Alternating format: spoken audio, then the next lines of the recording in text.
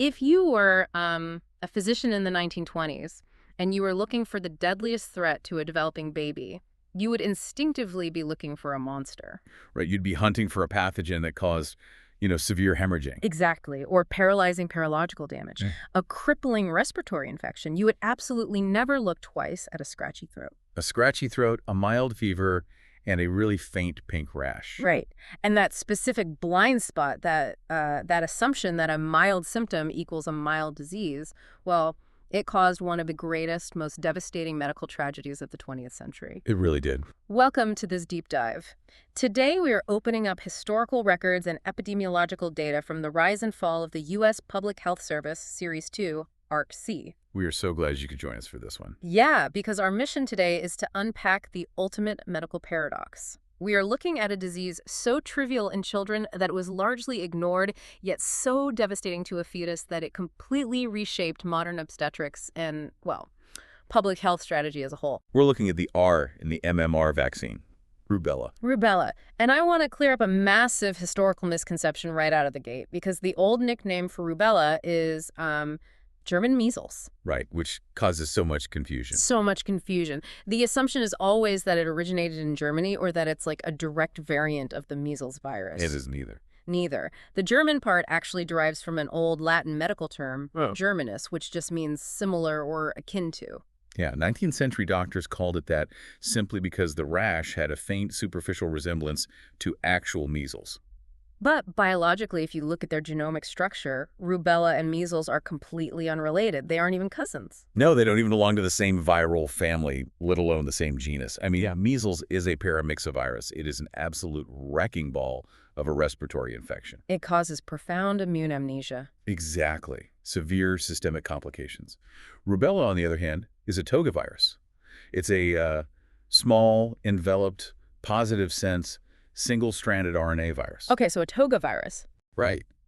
And for a child who caught it in the 1930s or 40s, the clinical presentation was notoriously underwhelming. Underwhelming is the perfect word for it. The classic progression is a maculopapular rash that starts on the face and spreads down the trunk and limbs, and it's usually accompanied by mild lymphadenopathy. So swollen lymph nodes. Yeah, specifically behind the ears and at the back of the neck. And that's pretty much it. The child feels a bit lethargic, stays home from school, and, 72 hours later, they bounce back entirely. It was considered so trivial that doctors often wouldn't even bother officially charting it. They called it the third disease of childhood. Just a total afterthought. But that mildness, it was a camouflage. It was a Trojan horse. A biological Trojan horse. Because it barely triggered an immune panic in the infected child or adult, the entire medical establishment was looking the other way.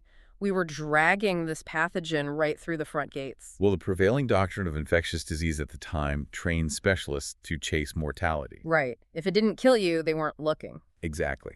If a pathogen didn't put a patient in an iron lung or an intensive care ward, it simply didn't warrant aggressive research funding. Yeah. Or even high-level surveillance. So rubella slipped under the radar precisely because its primary host, usually a school-aged child, served merely as an asymptomatic or, mildly symptomatic vector. Which means the infectious disease doctors of the early 20th century fundamentally missed the plot. They were looking at the vector, not the ultimate target. And because the virologists and pediatricians were entirely unconcerned, the breakthrough that finally exposed rubella had to come from an entirely different medical discipline. A discipline that doesn't normally deal with infectious outbreaks at all. Right. The paradigm shift originated in ophthalmology, specifically with an Australian eye surgeon named Sir Norman McAllister Gregg. The timeline here is fascinating. It really is. It's 1941 in Sydney. Gregg is running a bustling clinic, and he starts picking up on this terrifying anomaly. Mothers are bringing in newborn infants, and Gregg is diagnosing them with congenital cataracts. Now, for our pre-med listeners, a cataract is an opacification of the lens of the eye.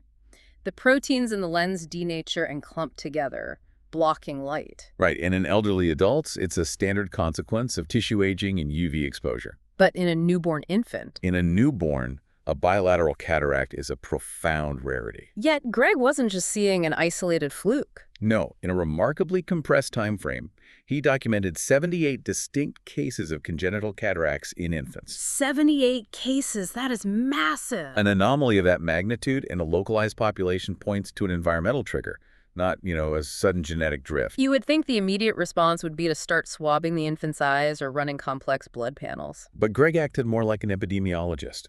He started taking exhaustive patient histories. He sat down with the mothers and simply asked them to recount their pregnancies, looking for an intersection point. And he found an undeniable shared narrative. Almost every single mother in his cohort recalled suffering from a brief, mild rash associated with a low-grade fever during the very early stages of their pregnancy. The Trojan horse finally had a name.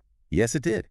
Because Australia had just experienced a massive rubella epidemic in 1940. Which was largely fueled by the mobilization of young military recruits, right? They were gathering in dense camps for the Second World War. Exactly. The virus amplified in the barracks and spilled over into the general community. So these pregnant women had contracted the wild toga virus. For them, it was a scratchy throat and a 3-day rash. They recovered, their immune systems cleared the virus, and they thought absolutely nothing of it. But Gregg realized the virus hadn't stopped at the mother. When he published his 1941 paper, Congenital Cataract, following German measles in the mother, he didn't just identify a new disease complication. He shattered a deeply entrenched medical dogma. He really did.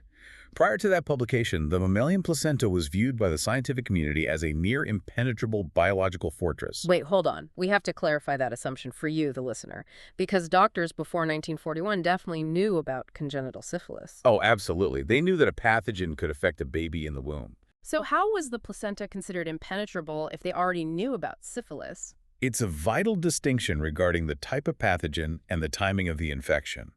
Syphilis is caused by a spirochete bacterium, Treponema pallidum, Right. and it typically crosses the placenta much later in the gestational timeline, essentially infecting an already fully formed, albeit small, fetus. Ah, okay.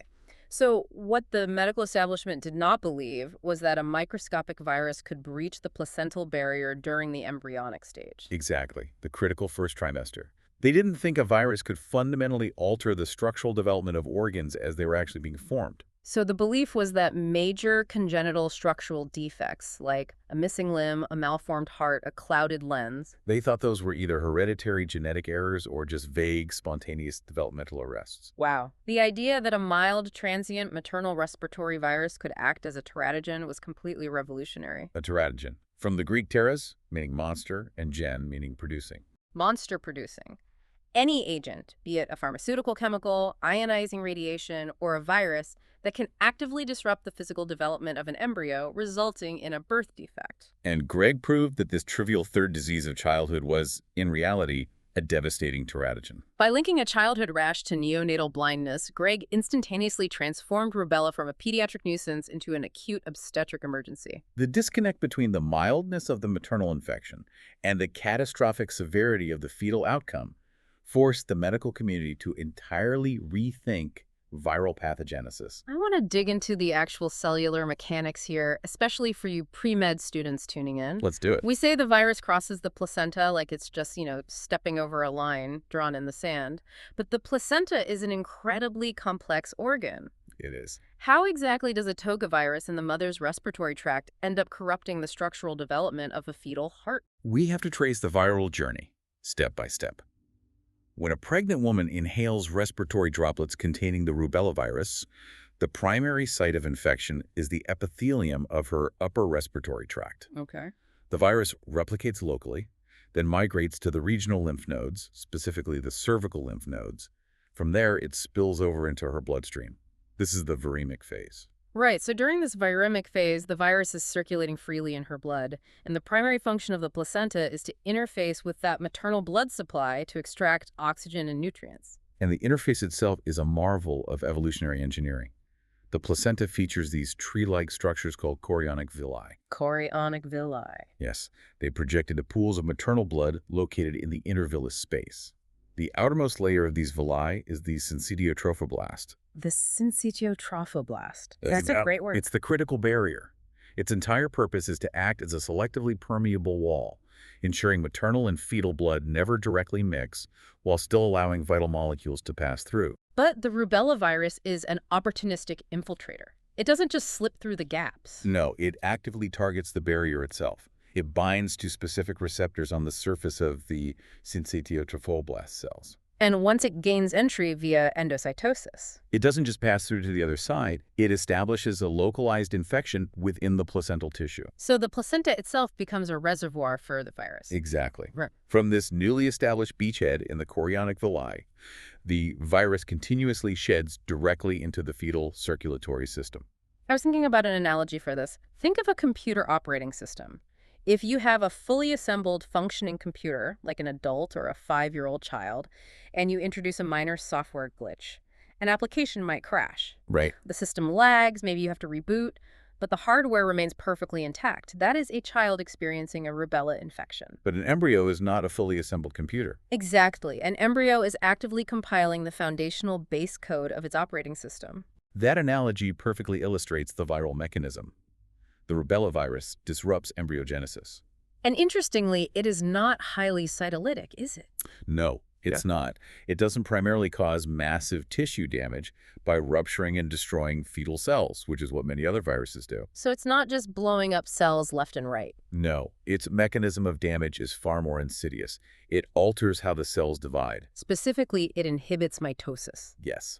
The rubella virus produces a protein that actively slows down the rate of cell division in the specific fetal cell lines it infects. And in a rapidly developing embryo, timing and cellular volume are everything. Everything. If a specific cluster of cells is supposed to divide 50 times in a 48-hour window to form the septum of the heart, and the virus slows that division down to only 20 times. The structure just fails to form completely. Exactly. The blueprint is there, but the raw materials aren't being manufactured fast enough to build the structure. And furthermore, the virus can induce apoptosis, right? Yeah. Programmed cell death. Yes, in certain highly vulnerable developing tissues.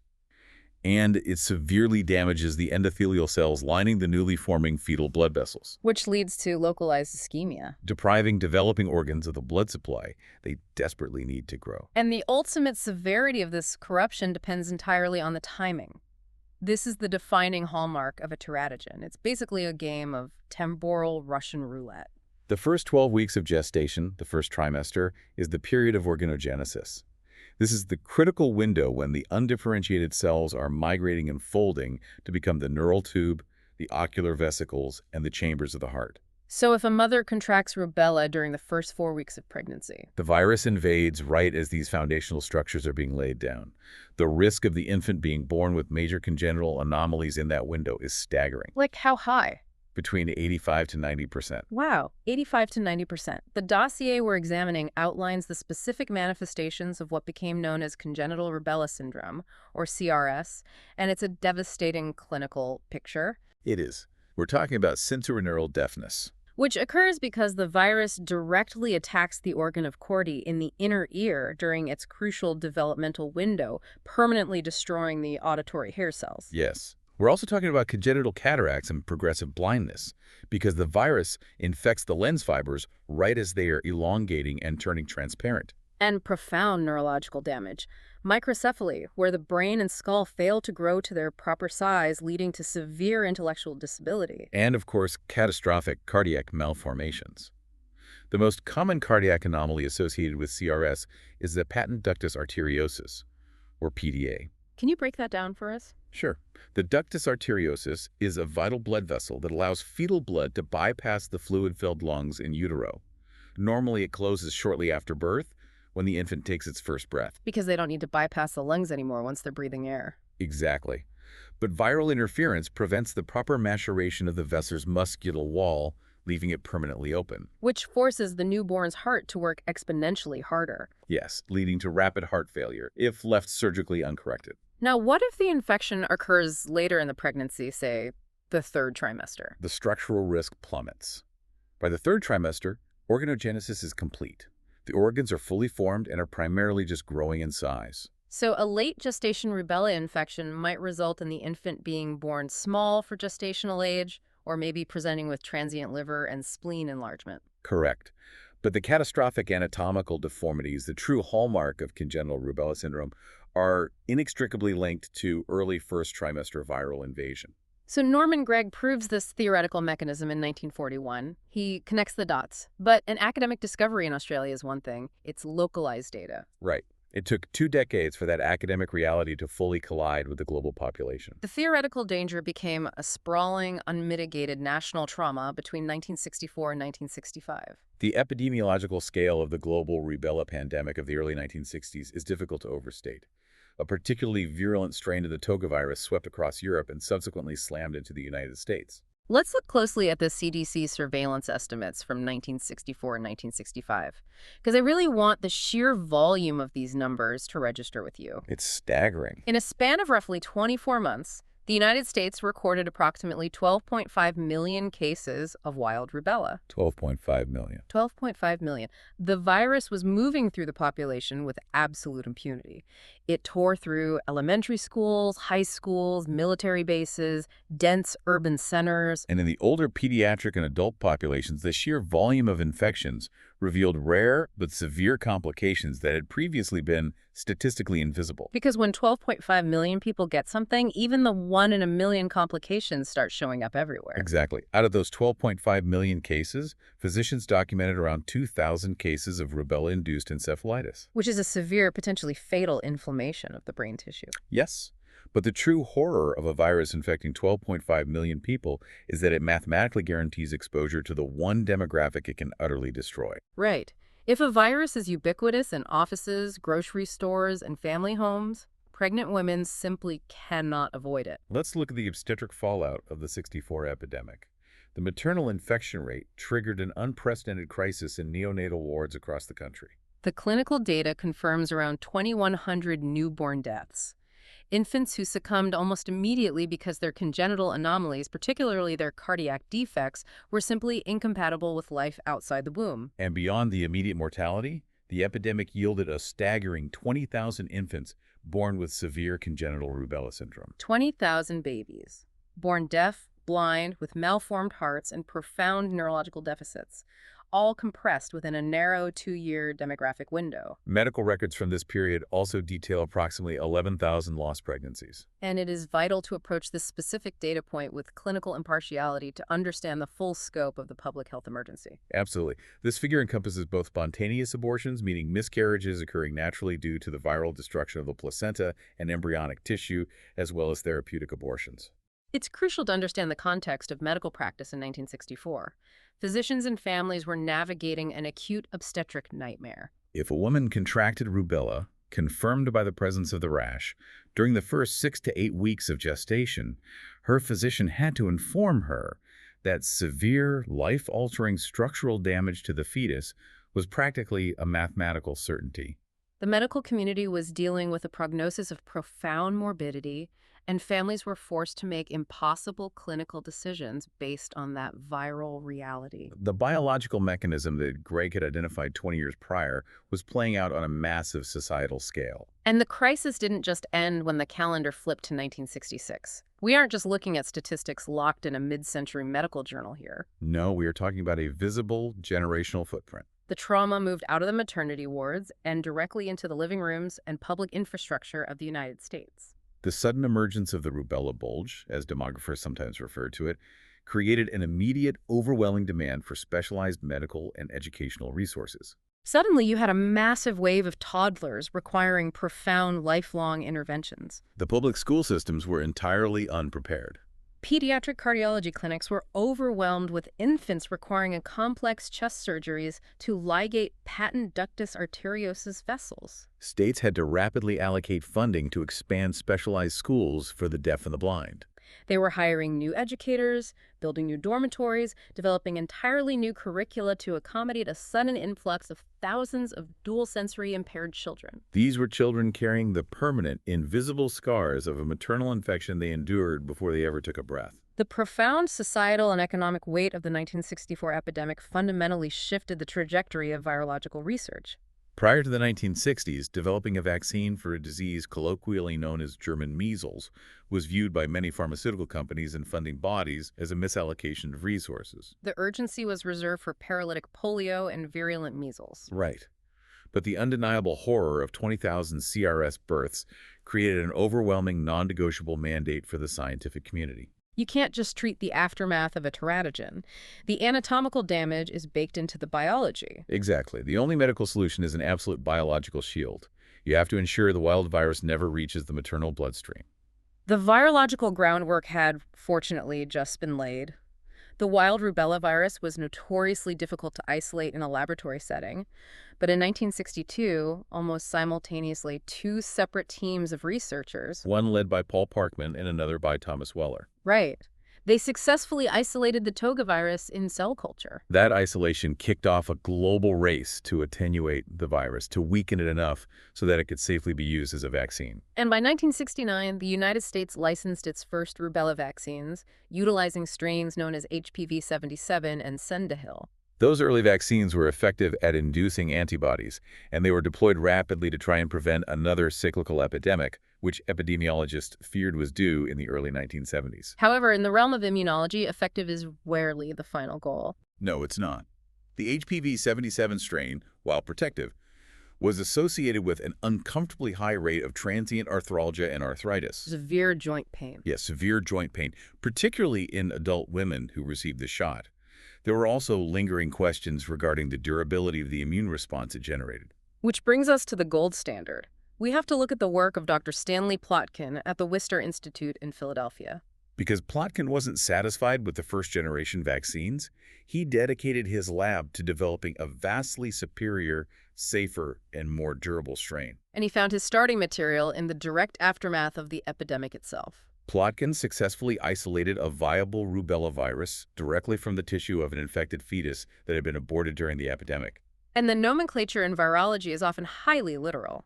The name of Plotkin's strain, RA-273, tells the exact story of its origin. It stands for Rubella abortus, the 27th fetal specimen analyzed in his laboratory, utilizing the third tissue explant. So once he had the wild virus, he had to domesticate it. Precisely. To attenuate the RA-273 virus, Plotkin utilized WI-38 human diploid cells. This was a highly controlled, uncontaminated cell line also developed at the Worcester Institute. Okay. He passed the virus through these cells repeatedly, essentially forcing the virus to adapt to the cell culture environment. So with each passage, the virus became highly efficient at replicating in a plastic dish, but simultaneously lost its virulence. Right. It lost its ability to cause systemic disease and placental invasion in a human host. So Plotkin manages to create a masterfully attenuated virus in a test tube. It's safe, it's immunogenic, but biological theory doesn't automatically translate to public health policy. Not at all. You cannot inject an experimental viral agent into millions of healthy children based on cellular assays. You have to prove it in the real world. The clinical validation phase is arguably the most arduous component of vaccine development. Plotkin collaborated with a formidable team of researchers, including Michael Katz, Fritz Bizer, and crucially, a pediatrician and clinical researcher at the University of Pennsylvania named Dr. John D. Farquhar. Dr. Farquhar's role is absolutely vital here. He was the architect of the clinical field trials. And looking through the published follow-up studies in the dossier, the methodology of these trials reveals incredibly rigorous and, frankly, surprising standards of proof. They really do. Let me push back on one specific detail from the 1971 trials. The records show Farquhar and Plotkin were actively testing an intranasal application of the RA-273 vaccine. Yes. They were spraying it at patients' noses. If they already knew that a standard subcutaneous injection worked beautifully, why waste funding and time experimenting with nasal sprays? That seems like an unnecessary complication for a clinical trial. Well, it wasn't an unnecessary complication. It was a fundamental immunological question. How so? You have to consider the natural pathogenesis of the wild virus. Rubella enters the body through the respiratory mucosa. Okay. When a patient inhales the wild virus, their localized immune system, specifically secretory immunoglobulin A, or IgA antibodies, lining the nasal passages and throat. That mounts the crucial first line of defense. So the researchers were hypothesizing that an injected vaccine might only produce systemic antibodies in the blood, missing the mucosal front line. Right. The scientific inquiry in 1971 was, if we deliver the live attenuated vaccine directly to the respiratory mucosa via an intranasal mist, can we perfectly mimic the natural route of infection? Oh, wow. So the goal was to stimulate robust, localized IgA mucosal immunity, essentially neutralizing the wild virus at the front door before it ever had a chance to enter the bloodstream. They were trying to build a biologically perfect mousetrap. That's brilliant. They were. Farquhar's trials were designed to measure whether the route of administration, fundamentally alter the quality and location of the antibody response. And what did the data show? The data ultimately revealed that while intranasal administration did provoke excellent mucosal immunity, the standard subcutaneous injection of the RA273 strain was so incredibly immunogenic that it prompted a highly protective systemic response regardless. So the nasal spray wasn't strictly required for public protection? No, but rigorous scientific methodology demanded that they ask the question and run the trial. The rigor of these trials is further highlighted by the 1972 studies on, quote, subclinical reinfection. Yes, subclinical reinfection. And I have to admit, when I first read that term, it sounded like an admission of failure. Why is that? Because subclinical reinfection implies that a fully vaccinated person was exposed to wild rubella and the virus actually managed to reinfect them. Doesn't that mean the vaccine didn't work?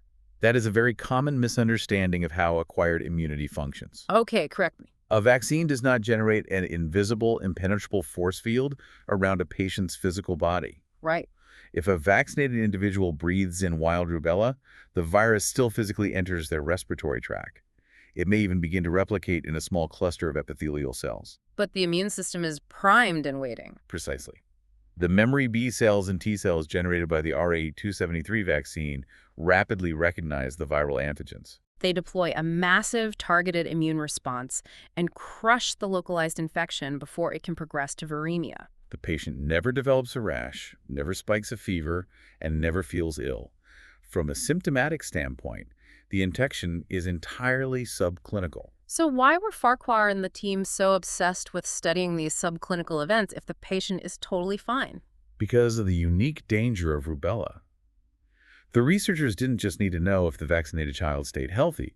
They desperately needed to know, during that brief subclinical skirmish in the respiratory tract, is the vaccinated individual shedding infectious viral particles? Are they contagious? Exactly. Because if a vaccinated child gets exposed, doesn't get sick, but silently exhales the wild virus for 2 days. They become an asymptomatic carrier. And if that asymptomatic child sits next to a pregnant woman on a bus, the entire public health strategy collapses. Dr. Farquhar's 1972 reinfection studies were designed to rigorously swab and test vaccinated individuals who had been subsequently exposed to wild rubella outbreaks. And what did they find? The clinical data proved that the RA273 strain generated such high affinity, neutralizing antibodies, that even when a subclinical reinfection occurred, the viral replication was halted so rapidly that the patient shed virtually zero infectious virus. They were not a danger to the pregnant women in their community. Exactly. Proving the absence of viral shedding was the absolute cornerstone of the epidemiological strategy.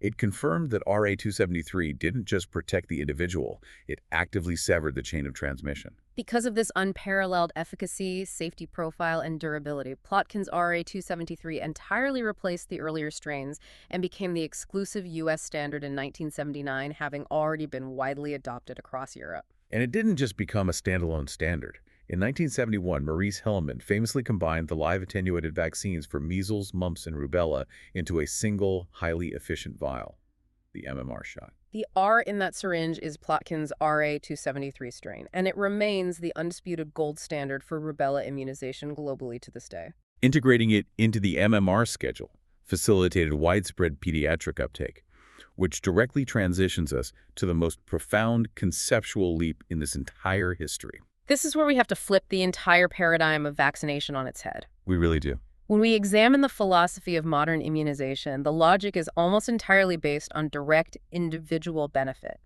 We administer the tetanus toxoid to a construction worker so that the worker doesn't develop fatal lockjaw from a puncture wound. Right. We give a toddler the measles vaccine to protect that specific toddler from devastating respiratory and neurological complications. The clinical priority is the recipient of the biological agent. But rubella breaks every single rule of that paradigm. It does. I had a moment of profound realization while synthesizing these sources. Yeah. The wild toga virus poses virtually zero long-term threat to a healthy 5-year-old boy.